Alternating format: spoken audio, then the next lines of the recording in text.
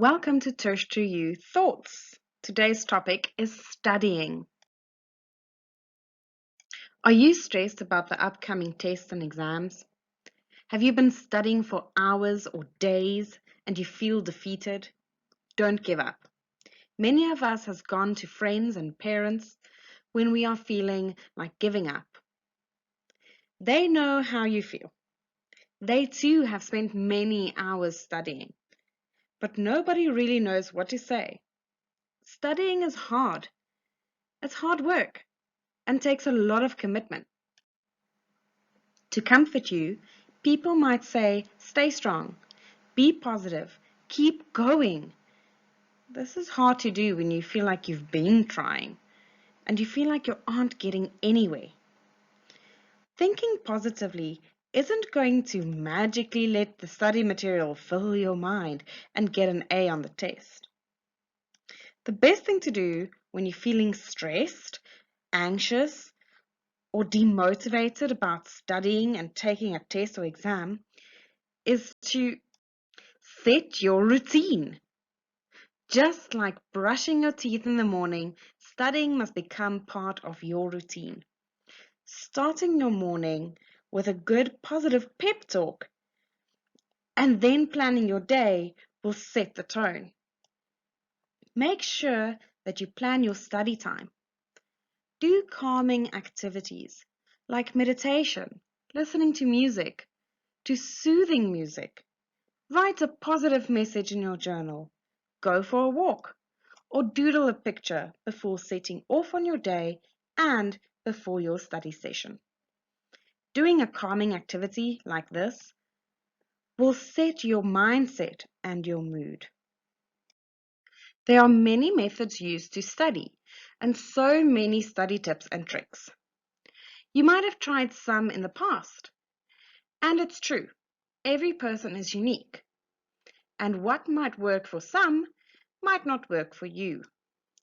Don't waste your time trying other people's routines or using other people's study notes.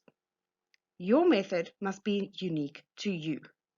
You can combine existing methods in your own way and customize them to fit your routine. I am a lecturer, and my students did not do very well in their recent test. In the revision class, I took a poll. I asked my students how they study for tests and exams. 85% of the students said they read and reread the material through multiple times, and some of them also make summaries. 5% said they use mind maps. 3% said they use the method that they were taught in primary school, but when asked, they couldn't explain how to do it. And the other 7% would rather not say.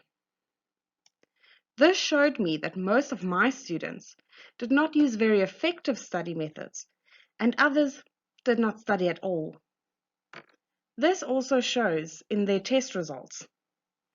Here are some common examples of study methods: notes, summaries, mind maps, using colors and images, memorization, mock tests, and using applications. Let's look at note-taking. Taking notes in a lecture is a good way to add information which is verbally given by the lecturer or teacher in class to your study material. Connecting this information to the information in the textbook will give you a better understanding of the concepts and the connection the topic may have to other topics. Making your own notes can assist you to summarize the material and add your own examples and other information to the material. Using your personal experiences and prior knowledge can help you better understand concepts. There are many benefits to taking notes. It improves your focus and attention to detail and develops your note-taking skills, which engages you and requires you to focus and increase your attention. It promotes active learning. By taking effective notes, you are actively involved in the learning process. thus giving it a purpose and increasing your productivity. It is a proven method to increase your memory retention, and note-taking can also increase your comprehension by breaking down concepts to make it easier to understand. It teaches us prioritizing skills. Often overlooked, it is essential for us to be able to select important information from the material and discard unnecessary content. It further adds to the organizational and creativity skills. It improves our organization skills by prioritizing content and organizing it effectively. Taking notes can increase our creativity.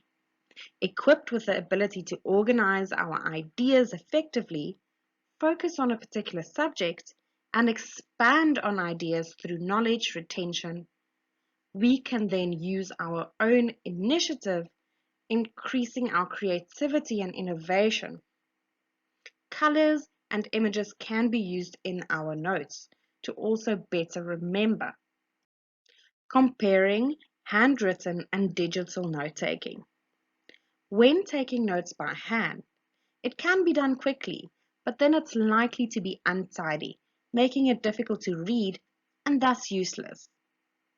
Taking notes by hand is the best when they are done neatly.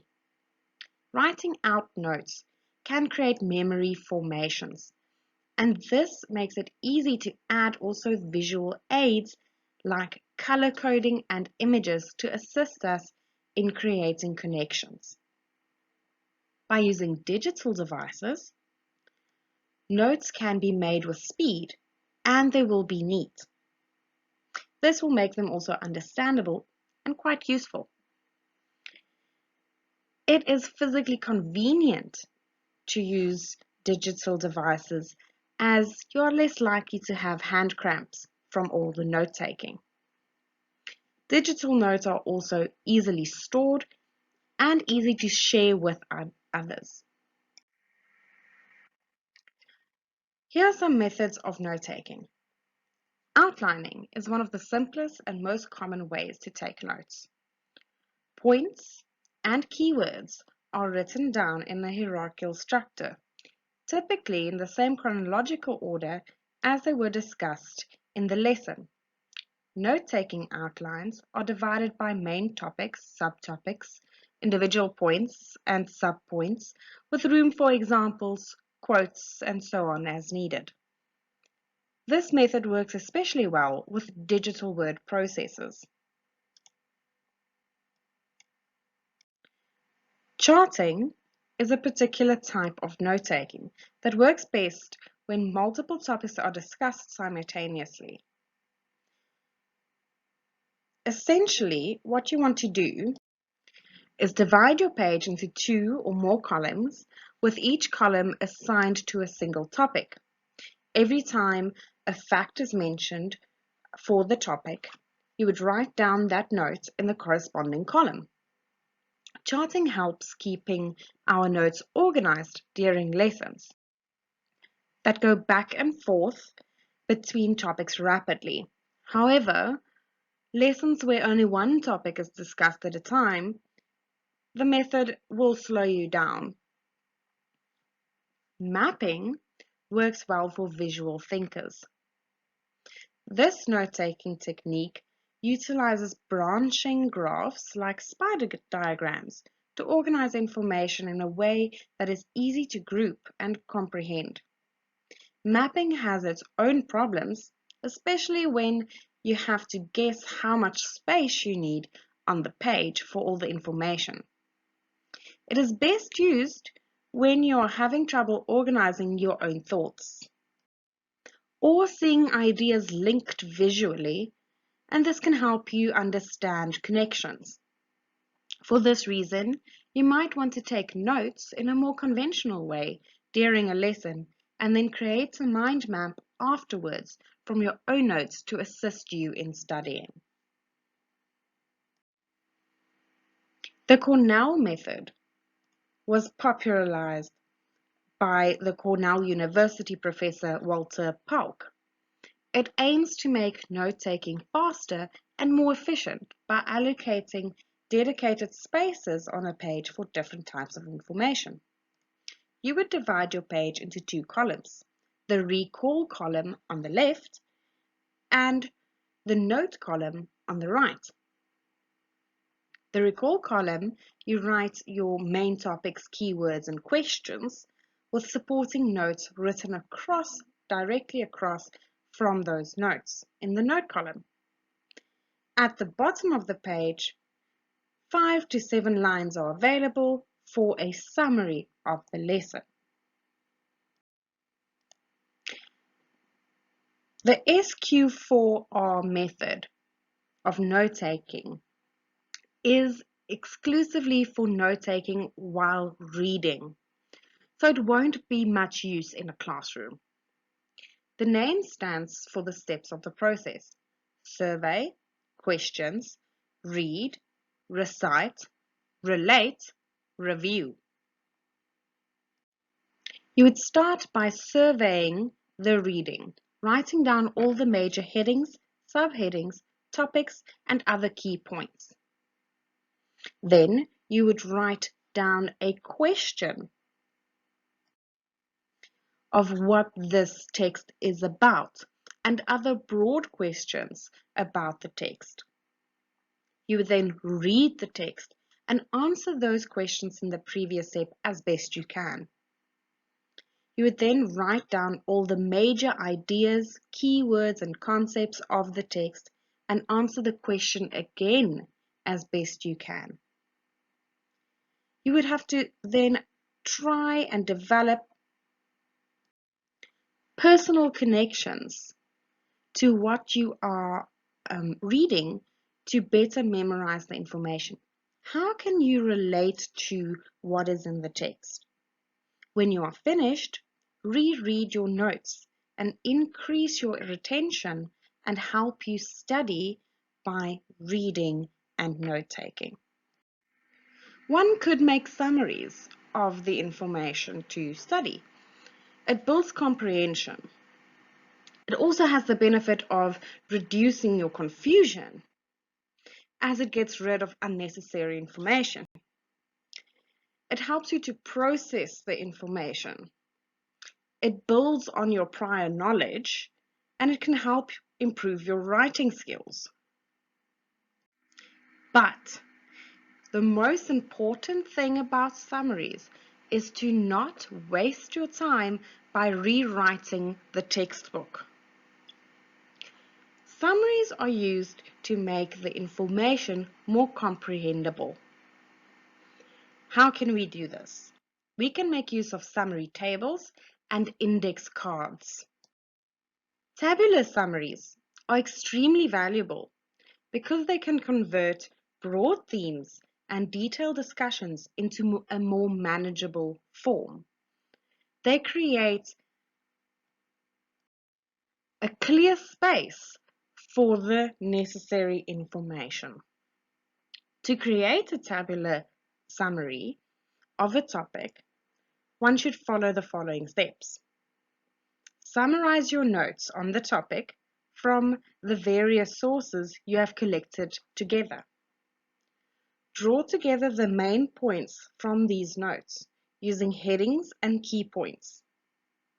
Try to reduce these notes further to one side of an A4 paper using the main headings and a few associated keywords. Notes on an index card is particularly handy when you can carry them around with you and review your work on odd moments. And this can be used to test yourself, maybe on your public transport to campus or home, maybe on your way to work, or standing in a queue somewhere. You can pull out your notes and go through your work. How to do this? Summarize your topic in a few words. Using your own words means you process the information better, which improves the understanding and also improves your memory. Keep these notes brief to act as prompts so that you can further think of the rest of the answers. Organize your notes in new ways on the cards, perhaps providing an overview of a topic on one and then notes around a subtopic on another. You can also try using color as an aid to your memory. Earlier in today's thoughts, we looked at mapping. Now, mind maps specifically has many benefits. It can improve your memory with visual cues and words. It can develop your subject understanding, identify relationships between different topics, connect ideas and experiences to your study material. It can explore subjects broadly and in depth. It can organize your thoughts to plan and structure assignments, and can introduce new ideas and resources to a topic. Here are some steps on how to write a mind map. Write your map subject in the middle of the page. Add key ideas around the map by writing their headings on the page and drawing a connecting line between them and your main heading.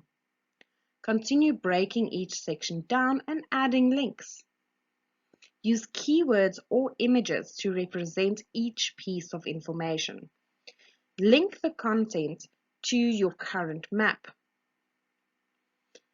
And then change the style, size, color of items to represent important content. Use colors to identify themes and relationships. It's very important to bear in mind that when using mind maps, you must already understand your work. Mind maps are to try and recall the flow of information or the flow of the concept and what can branch out of different topics.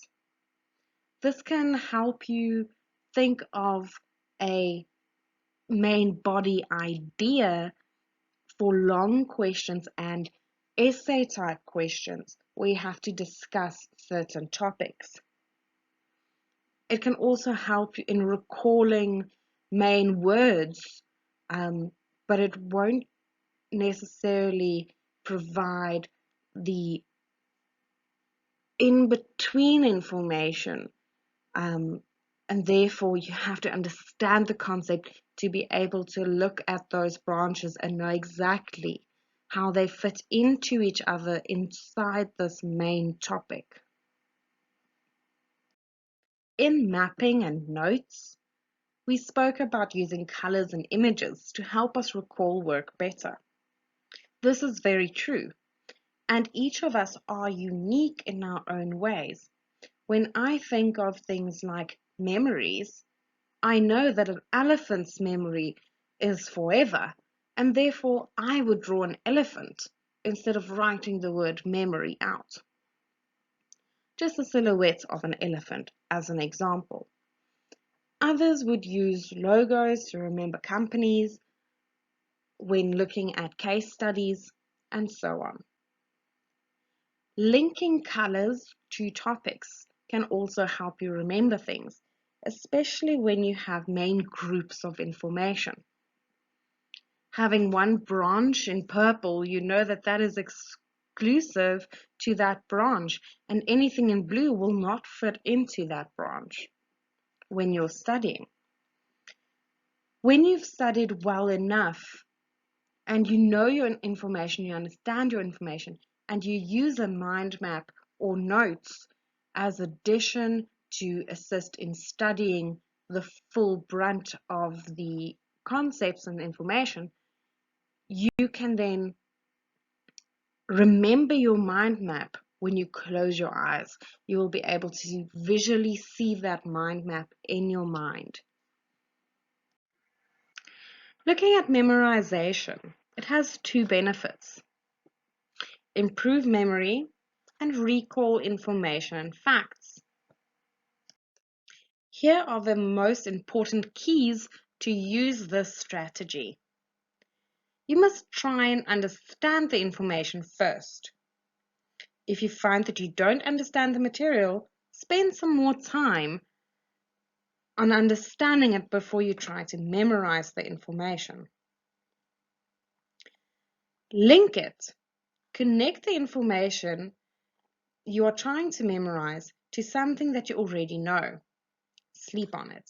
Studies show that your brain processes and stores information while you sleep. Try to review information just before you go to sleep, even if it's only for a few minutes, and see if it helps to embed the information in your memory. Self-test. Quiz yourself every so often by actively recalling the information you are trying to study. Make sure to actively quiz yourself. Do not simply read the notes on a textbook. Often, you may think that you remember material just because it is familiar and when you reread it. Instead, ask yourself questions and force yourself to remember it without looking at the answer or the material. This will enable you to identify areas where you are struggling. You can then go back to one of the memory tricks to help you memorize it. Also, avoid quizzing yourself immediately after trying to memorize something. Wait a few hours or even a day or two. See if it really stuck in your memory. Use distributed practices. For a concept to move from the memory, working memory, to your long-term memory, two things need to happen. The concept should be memorable and should be repeated. Space out your studying and repetition over several days and start to increase the time in between each study session. Spacing it out and regularly exercising the material with gradual increases of time in between each session can help us become more certain of success. To memorize work, you can try to write out your notes by hand during a lecture or rewriting or reorganizing notes. While you are writing out a concept you want to remember, try to say the information out loud and visualize the concept as well.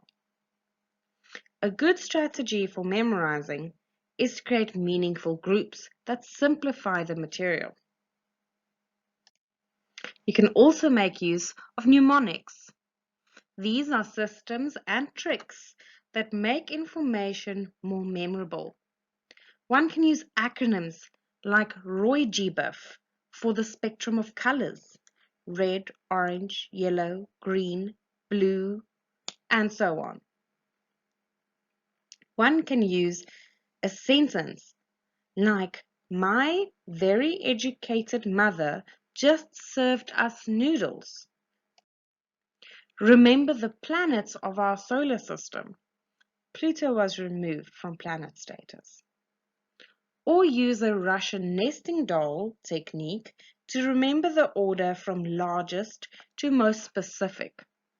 A good example of this use is to remember the categories species are organized in: kingdom, phylum, class, order, family, genus, species. You can also use talk to yourself. My best technique is to pretend that you are teaching a class or explaining the material to yourself in a mirror. You can double check your information to make sure that you are explaining it correctly. If you struggle to explain something, it means you have not mastered the material yet. Studies show that exercise can improve your memory and learning capabilities because it helps create neurons in the area that relates to memory. Cardio and resistance training, like lifting weights, both have powerful effects, so do what works best for you. I personally learned my timetables from jumping from one corner of my room to the other, shouting out the answers to the problems. Sit-ups are also great when memorizing terminology. Practice interleaving. Interleaving is the idea of mixing or alternating skills or concepts that you want to memorize.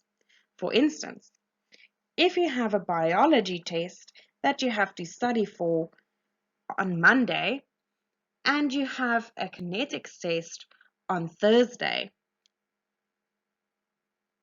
in about 3 weeks, try alternating between the two, going through notes today for biology and then kinetics next week, the next day. You can try and alternate these to make it more interesting for you than only spending so much time on one topic. That would make you sleepy and bored. The next time you have an item to remember, try making a memorable visual image to represent that item. Images are important because they help you to remember difficult concepts. But you don't just have to use images. The more of the 5 senses you can use, the easier it will be to recall the information. Rather than just visualizing the image, try to smell and feel, hear the image as well. The memory palace technique. This technique involves visualizing a familiar place, like your home or room, and using it as a visual space where you can deposit concept images that you want to remember. This technique can help you remembering other items which are unrelated to your room or house as well, like a grocery list. To use the memory palace technique, visualize your space and then imagine items of your grocery list in different areas around the place. For example, picture a cracked egg dripping off the edge of a table, or a bunch of apples sitting on the couch. Another way to memorize information is using songs and jingles, as they make things easier to remember. They get stuck in your head quite easily. Using more than 5 senses as frequently as possible when studying helps you to use more parts of your brain and retain information better. Lively visual metaphors or analogies can help you to not only remember but understand concepts, especially in math and science. A metaphor is a way of realizing that one thing is somehow like another. For example, the country Spain is shaped like a stiletto boot. As we discussed in memorizing, you have to test yourself. Mock tests can be used. Now, how can we use a mock test? Most universities and schools have question banks available, which are examples of questions which were asked in previous papers. You can practice these at home and try and get the best answers. Then, marking yourself and assessing whether you got the answer correctly and to the appropriate mark allocation by looking up the answers in the textbook. You can also request old papers and try and work through those to see if you are ready for the test or exam. You can set your own questions, like we saw with the Cornell study method. And then, of course, practice, practice, practice. For topics like science and mathematics, engineering, there are many formulas one must use and equations one must do. And these can only be studied and memorized with practice. Why mock test? Well, you can assess yourself Before the test and exam, make sure that you completely understand all of your information to the best of your abilities. You can practice your time management to make sure that you don't run out of time in a test. It can help ease anxiety of test taking, which many of us can have. And it increases our mental stamina so that we don't get that tired when writing a test. So memorizing and mapping, we said it's great for recall work. What if we get an application question? Application questions are where a question is asked where you have to take all of the information you've learned about the topic and apply it to a situation, either to provide ideas of how to do a thing better in the future, provide improvement ideas, or to say what went wrong in the situation, how it should have been handled or done, is seen as an application question. Analysis questions are also seen as an application question. Recalling facts are not very helpful in an application question. Some facts can be useful as motivation to why or as a support for why you said what you said in the answer. But having a complete understanding of the topic is what is needed for application questions. Therefore, it's very important to test yourself, knowing fully what a question could be allocated for marks, how many marks could be allocated, and how one should answer such a question. This comes with practice. There are many different apps available to students for studying. Quizlet is a popular app with teachers and students alike. The app allows you to create your own study materials across a wide range of subjects, or use a vast library of materials created by other Quizlet users. Quizlet is a fun way to learn as it uses videos and audio, so you can make your own dynamic flashcards and play learning games. Study Blue allows users to upload class materials and creates electronic flashcards to study and share with others, and practice quizzes. Evernote is a tool that allows you to capture a note or memo in any format: web clip, a product or service review, reference, photos, business receipts, audio files, text meetings, and handwritten notes. Simple Mind can be used to create mind maps to help you organize your thoughts, remember things, and generate new ideas. There are many more apps that can aid students in studying. These are just a few. Earlier, I mentioned all of these types of methods we have discussed until now. Active recall is something I would like to tell you about. Why?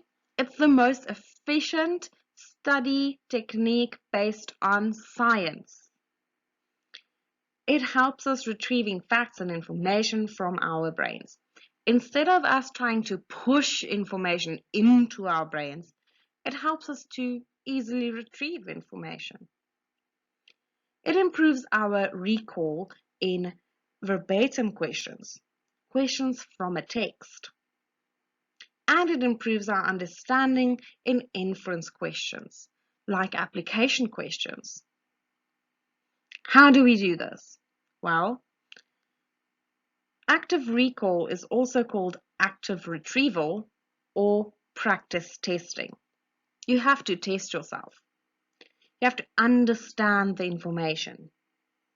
Study your notes, study the textbook, make your maps, but understand the information. Close all of your material and try to explain the information. You can also do a mock test. Then assess yourself by looking at the material and comparing it to your answer.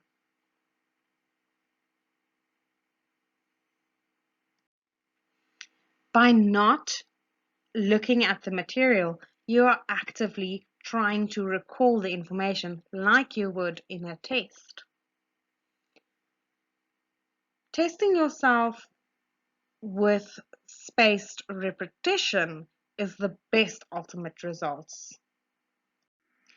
Spaced repetition is crucial for any study method.